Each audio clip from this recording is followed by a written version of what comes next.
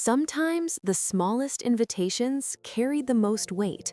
Not the big plans, not the celebrations, just the quiet messages, the small suggestions, the simple question, "Do you want to come?"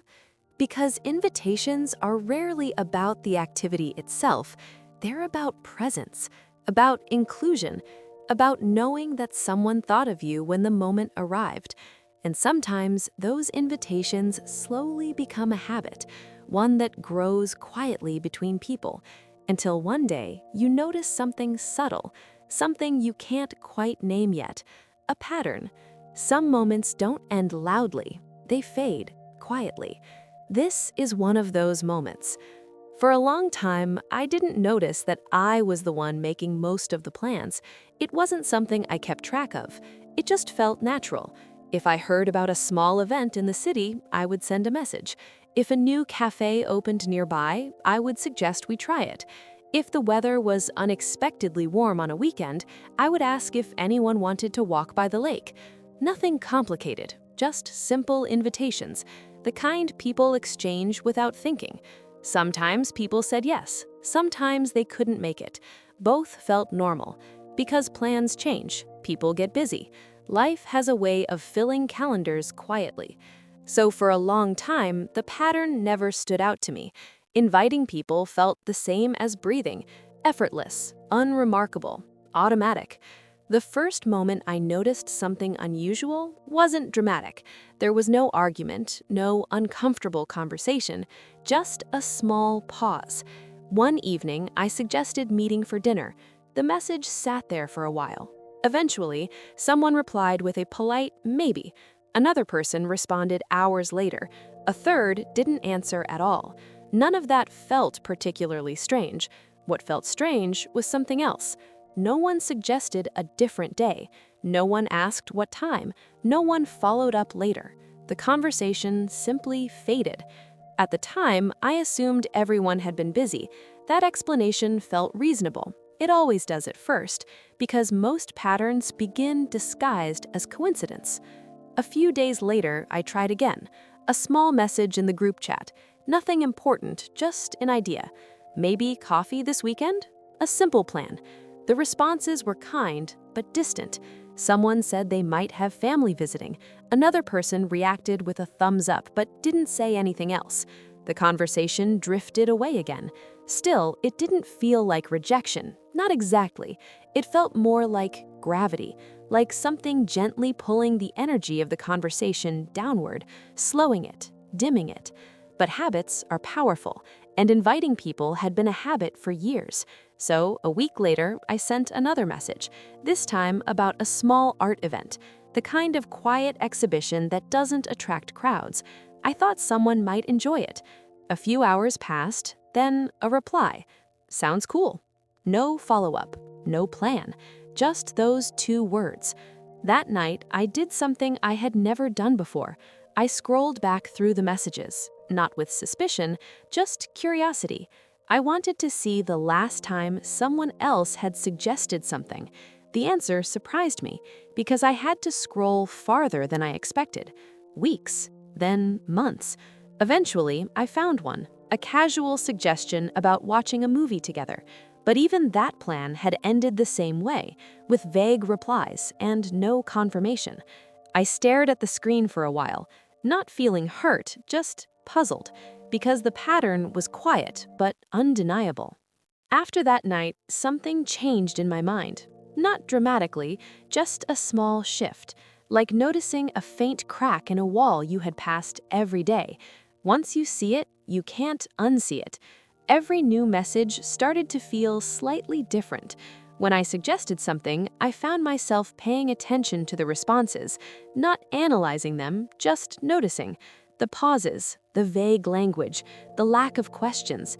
Because invitations usually create movement. Someone asks where, someone suggests a time, someone says they can't make it but proposes another day. That's how plans normally grow. But these invitations rarely grew. They simply existed for a moment, then disappeared, like small sparks that never found anything to ignite. One evening, a thought appeared. Not out of frustration, just curiosity. What would happen if I stopped inviting anyone? The idea wasn't dramatic. It didn't feel like a test. It felt more like stepping back, like taking your hands off a wheel for a moment to see if something continues moving on its own. So I decided not to send any messages that week. No invitations, no suggestions, nothing unusual, just silence. At first, I barely noticed because silence in a group chat is unusual. A day passed, then 2, then 3. The chat remained quiet. By the 4th day, I felt something unexpected. Not disappointment, not relief, just awareness. Because when you remove something from a pattern, the space it leaves becomes visible. It was like removing a piece from a machine and watching everything else slow down. No one suggested dinner, no one asked if anyone wanted to meet, no new ideas appeared. The week continued quietly. Messages still happened, but they were different. Short reactions to small things, a photo someone shared, a quick comment about work, nothing that required plans, nothing that required effort. And slowly, a realization formed, not sharp, not painful, just clear. Those invitations had been holding more weight than I realized. One evening during that week, I went for a walk alone.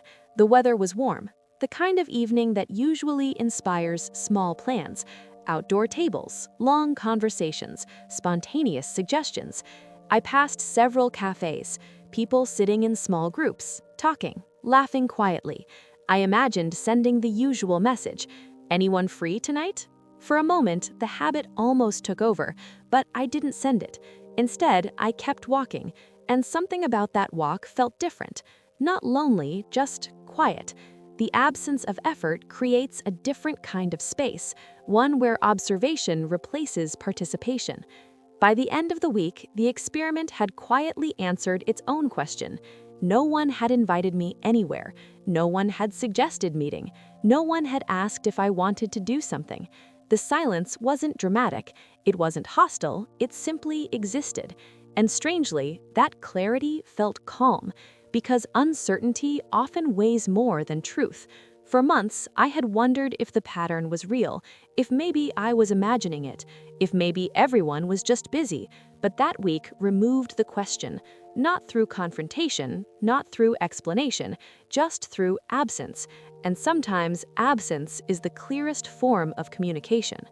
At home, I noticed something small on my kitchen counter, a folded flyer. It was from the art exhibition I had suggested weeks earlier, the one that never became a plan. I had picked it up while walking past the gallery that day. Without thinking, I had brought it home. The paper had softened slightly at the edges. The ink was simple, just the title of the exhibit and the opening date. I realized something while looking at it. That flyer had represented an invitation, a moment that might have been shared, but it had quietly become something else, a reminder of effort. The interesting thing about invitations is that they often disappear without acknowledgement. People rarely say they don't want them. They simply don't respond in ways that continue them. And that absence can remain invisible for a long time, because effort often disguises imbalance. When someone continues inviting, planning, suggesting, the connection still appears alive. But once that effort pauses, the structure reveals itself. And sometimes what you discover isn't anger or resentment, just a quiet understanding.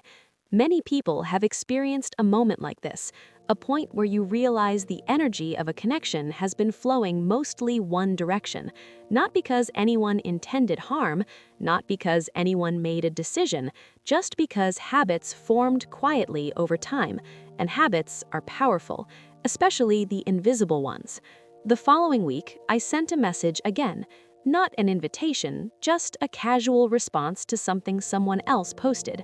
The conversation continued normally, friendly, comfortable. Nothing had changed on the surface, but something had shifted internally, because understanding changes the way effort feels. Invitations are different when you know where they lead. Sometimes the smallest invitations carry the most weight because they reveal something subtle.